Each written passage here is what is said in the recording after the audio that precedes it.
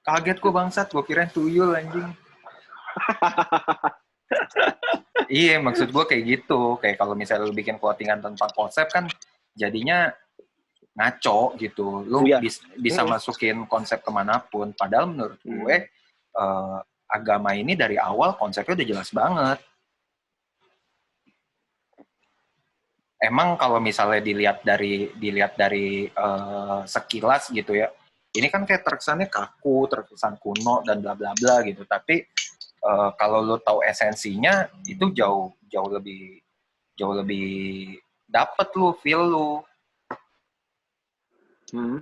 Tapi ini apa ya, kayak istilahnya kayak ada ketoprak enak banget gitu. Lu nggak suka ketoprak ya nggak akan suka, apa gimana pun juga. Ya lu lebih suka gado-gado ya kan, maksud gua abang ketoprak ya jangan jualan gado-gado, harusnya kayak gitu kan. Tapi ada juga kok abang ketoprak jual gado-gado. Iya, dan nggak enak. Dan nggak enak. Sama kayak lagu anak kecil ya, abang tukang bakso pakai kol. Iya juga ya. Iya juga ya. Lu pikir tuh bakso apa yang pakai kol, lu pikir. Mana ada sih bakso pakai kol, aneh banget. Makanya. Kalau gue sih gitu. Nah, The Wise Man terakhir. Anjir. Tadi apa ya pertanyaannya? Gue lupa. Salah nggak kalau... Oh, yang salah enggak? Masih yang salah enggak ya? Iya, yang itu. Yang salah nggak sih kalau gereja itu berinovasi KAJ kayak membiarkan praktik karismatik yang out of... Ya itulah. Karena ya mereka sadar juga umat berkurang, bla bla bla, etc. Karismatik itu bukan keuskupan. Tapi jadi karismatik itu kalau nggak salah udah resmi di bawah Vatikan. Oke. Di bawah Vatikan komisi apa gue nggak tahu. Jadi itu pemberantasan korupsi. Ya anjing. Gue nggak tahu. Vatikan itu karismatik itu adalah salah satu kayak perkumpulan yang resmi. Jadi nggak cuma di Indonesia kok. Oke. Jadi di luar pun ada. Jadi kalau misalnya ngomongin karismatik di seluruh keuskupan di Indonesia pasti ada. PDKK. Jadi persekutuan doa karismatik Katolik kan. Ya, dan itu salah nggak sih gereja mengambil langkah itu karena ya tadi mereka melihat umatnya sudah mulai merasa membutuh perubahan entah di cara beribadah atau di cara apapun, dan merasa oh ya udah dibuatlah inovasi ini. Mereka merasa mungkin inilah jawaban, mungkin inilah terang bagi gelap atau garam bagi dunia gitu loh. Terang bagi gelap. Kalau menurut gue sih nggak tahu sih, maksudnya alasan awalnya dengan adanya karismatik gue nggak tahu. Jadi sebenarnya karismatik itu sendiri artinya bukan yang kita bayangkan seperti orang yang selalu nyanyi angkat-angkat tangan, lompat-lompat ya kan, nangis-nangis terus bicara bahasa roh.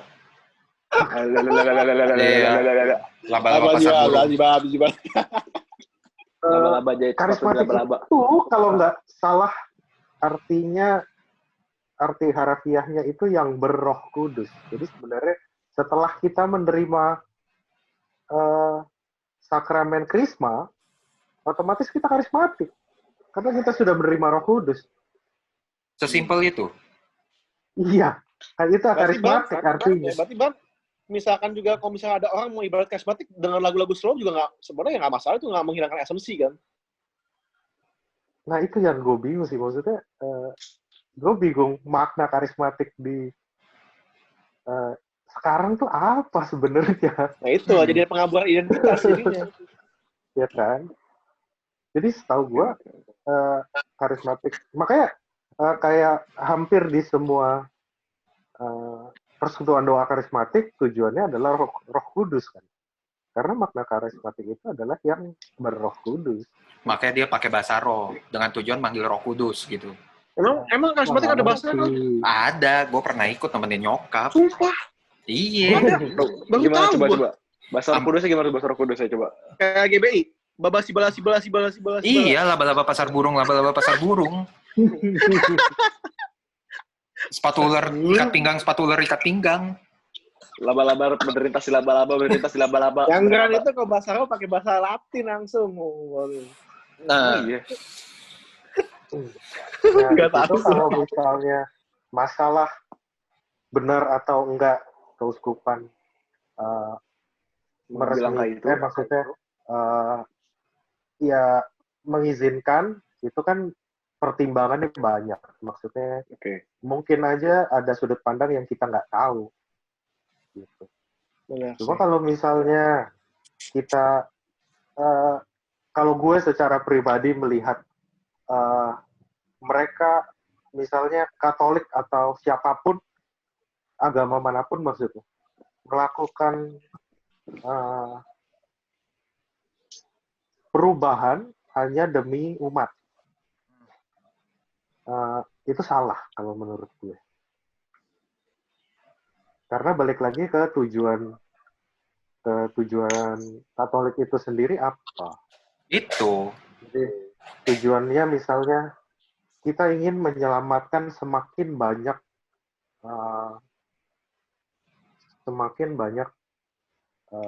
Jiwa.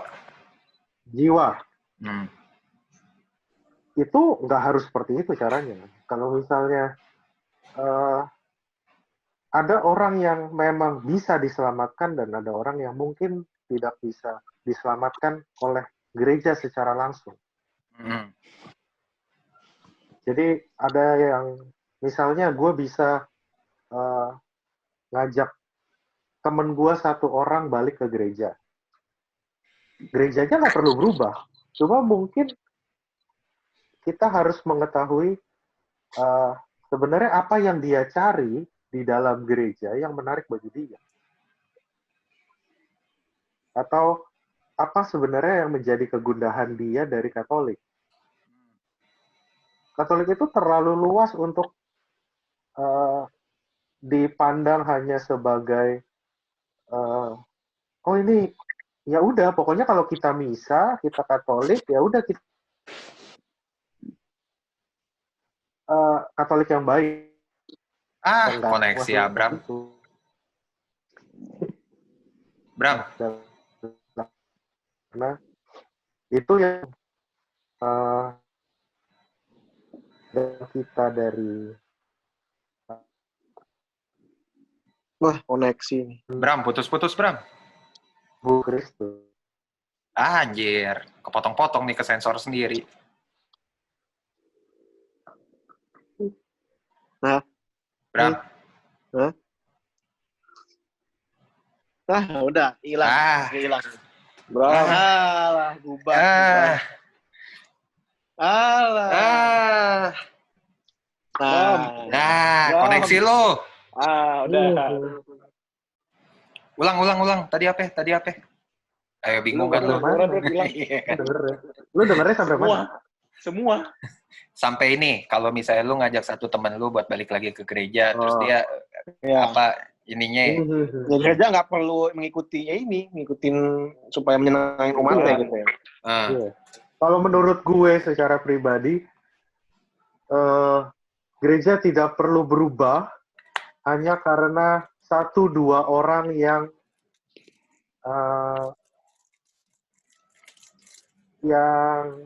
berdosa, istilahnya gitu. Ngerti gak? Jadi banyak banget cara untuk menyadarkan orang yang berdosa. Banyak banget cara. Jadi ini luas ya, maksudnya di dalam Katolik. Jadi kayak misalnya begini, hanya untuk menyelamatkan 50 orang yang berada dalam maksudnya ada 50 orang Katolik yang ingin pindah ke Kristen. Habis itu, misalnya gereja berpikir, waduh, sepertinya kita perlu bikin Ekaristi seperti Kristen, biar 50 orang itu nggak pindah. Nah, kalau misalnya dia bikin dia membuat kegiatan, maksudnya misalnya berubah seperti Kristen, dia ngebayangin nggak kalau misalnya ternyata ada 50.000 orang yang nggak suka dengan itu. Iya. Jadi dia beresiko kehilangan 50.000 orang hanya untuk menyelamatkan 50 orang. Itu worth it. Atau Bram, apa bisa jadi begini kali, mungkin dari omongan itu gue jadi paham gini, mungkin KAJ itu membuat sebuah lembaga, istilahnya lembaga underground lah, dibanding 50 orang ini benar-benar pindah, mending gue bikin komunitas yang sekalian ngirim kayak begitu, supaya gue nyelamatin. Ya nggak? Apa begitu gak sih, Bram? Bisa jadi. Maksudnya, tapi dia cuma nyelamatin 50 orang. Preventif. Gue masih, maksudnya gue nggak nangkep dengan sudut pandang mereka. Pasti ada baiknya, juga ada buruknya, tergantung siapa yang lihat. Nah, apa next kita undang salah satu tim sana? Ingin sih. Jangan. Enggak, gue perlu sih, karena kita perlu narasumber yang berasal dari internal. Coba kita undang sana langsung. Tapi gue ngerinya mereka itu terlalu keras dengan pemikiran mereka. Perlu. Iya, kadang itu garis keras. Ya, ntar dulu. Ya. Deh, ngobrol Kita lagi bisa, kita bisa bilang gini, perbedaan pendapat itu wajar. Jadi tidak perlu kekerasan. Karena lagi PSBB juga. Lagi PSBB tolong. Panjat sosial besar. Nggak boleh ketemu. Nggak boleh ketemu dulu, nggak boleh.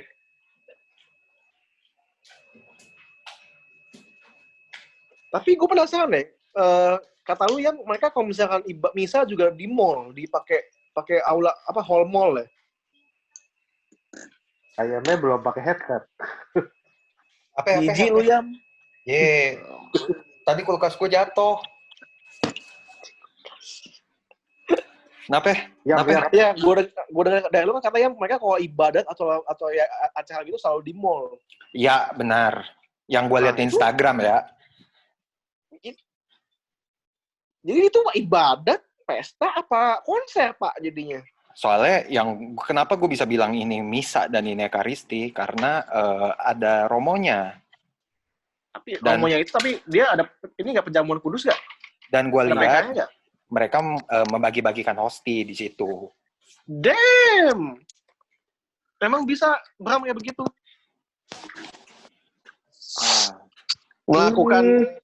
Melakukan liturgi tapi tidak sesuai dengan liturgi gitu. Tunggu bentar. Lu lagi riset ya? Ya. Nunggu kita pakai. Gue mau pindah ke atas ah. Dinyamukin gue di bawah. Cuma kita doang yang aman. Oh. Ya, semuanya nge-freeze. Sorry ya Pak ya, gue ke atas dulu nih. Kayak gue bakal nge-freeze lagi sih nih.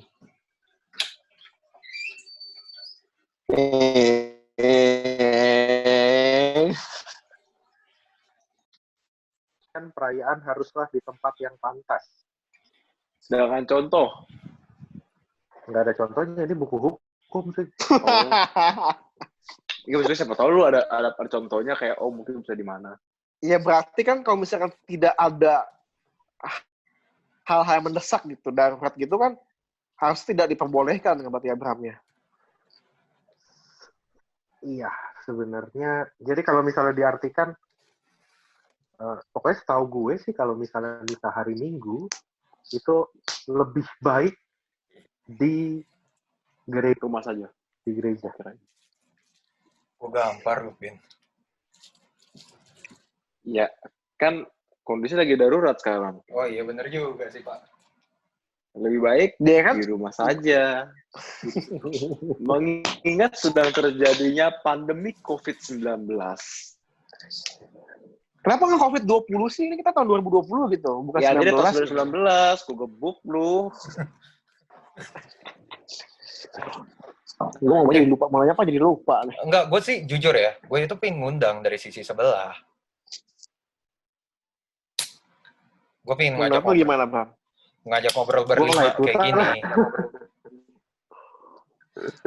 Tapi gue Ya, maksudnya ngeri. kalau gini kan kita terlalu menyudutkan. Iya. Kita butuh ya yang butuh dari sisi pola pikir mereka lah gitu. Biar kita tahu, oh begitu. Nah, kita butuh pendapat dari seberang juga. Iya. Karena kan kita kan Ibarat kita cebong, kita butuh pendapat dari kampret juga. aduh, nggak ikutan deh gue ke politik, nggak ikutan deh gue skip deh ke politik. Tapi gue ngerinya. Oh iya, gue mau meluruskan itu dulu tuh sebenarnya. Apa tuh? Nah. Lurusin apa? Yang masalah nama katedral itu tadi. Jadi nama katedral itu tadi, kenapa namanya katedral? Katedral itu sebenarnya dari bahasa Latin yang artinya dari bahasa Latin yang katedra, yang artinya kursi. Jadi katedral itu adalah kursi. Jadi kursi uskup.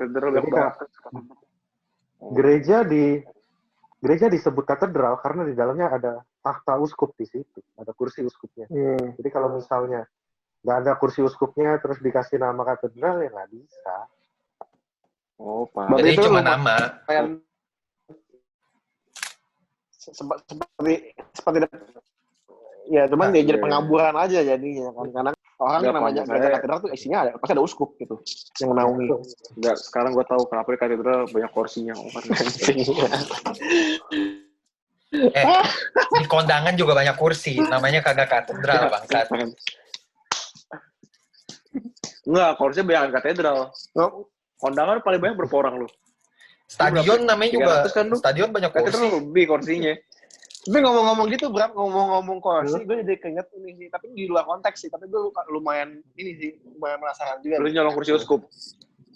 Enggak. Kalau mostly kan kalau gereja-gereja yang pakai gereja-gereja yang non Katolik gitu kan, yang bisa pakai entah dia bikin gedung sendiri atau dia nyewa gedung, dia nyewa istilah dia beli lahan aula mall itu buat jadi gereja dia.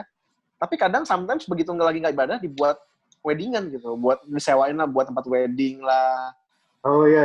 Ya kenapa Katolik nggak bisa gitu, kayak pakai uang sebagungannya atau gini untuk weddingan gitu, untuk kondangan gitu. Kan lumayan menambah duit. Bisa buat nikah, buat wedding bisa kan? Nggak boleh anjing. Berarti siapa kita boleh? ngomong gereja aja kan ya, bukan ruangan di samping-samping ya kan. Betul. Jadi gerejanya itu karena di gereja Katolik itu ada tubuh Kristus di dalamnya. Jadi kalau misalnya menurut kitab hukum berarti gue mesti nyari lagi. Ini. Ntar aja nyarinya. Kalau ketemu kapan-kapan. Jadi sebenarnya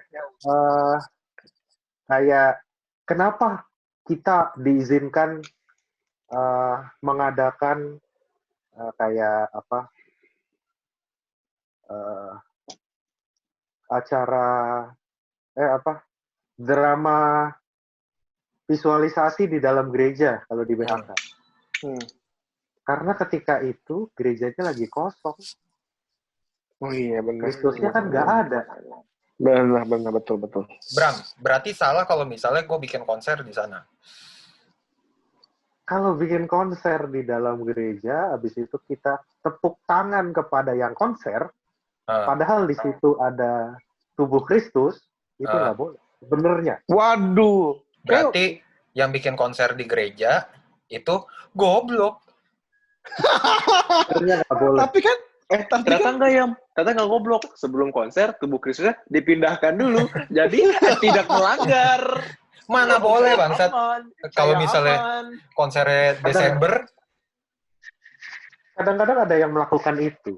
Jadi kayak sebelum konser dipindah dulu.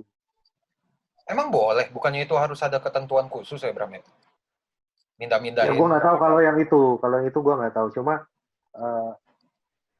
waktu itu pernah ngajuin kalau nggak salah pas konser kapan itulah.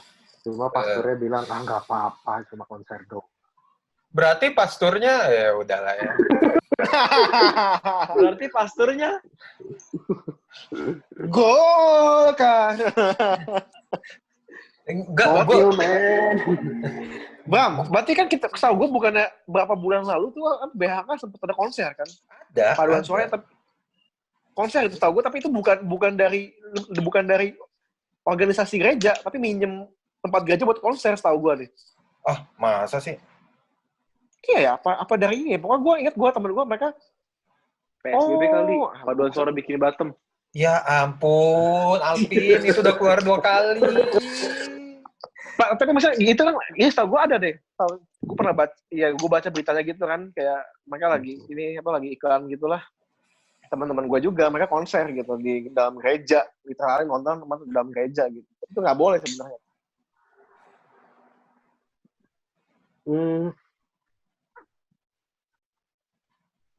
Ya gue nggak tahu sih, maksudnya peraturan resminya. Cuma setahu gue memang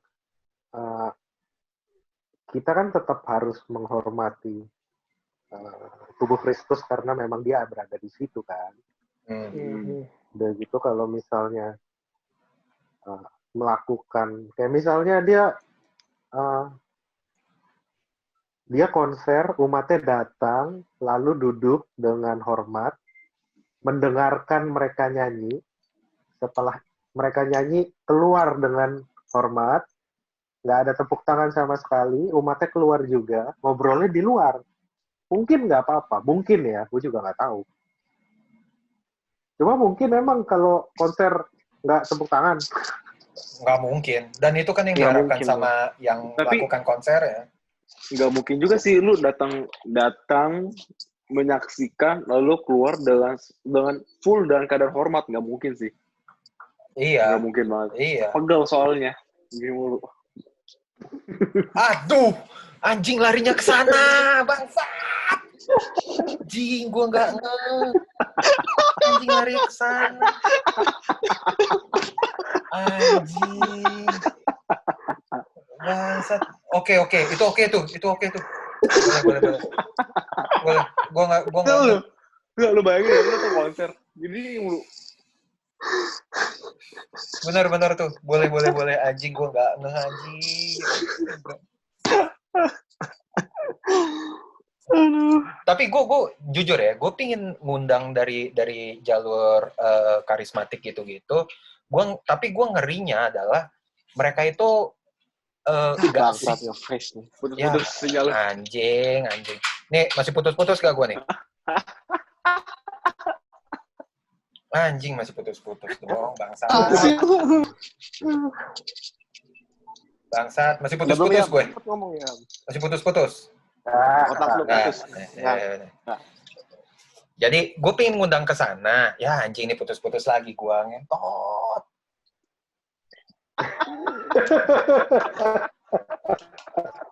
Anjing. Capek deh ya. Udah nih. Putus-putus lagi nih. Gue gampar nih anjing koneksi gue nih. Lu pengen ngundang? Iya, gue pengen ngundang sebelah. Oke.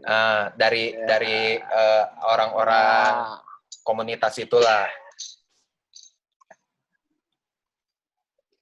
Anjing. Nih gue masih putus-putus. Iya, gue masih putus-putus, bangsa. Ngomong apa sih?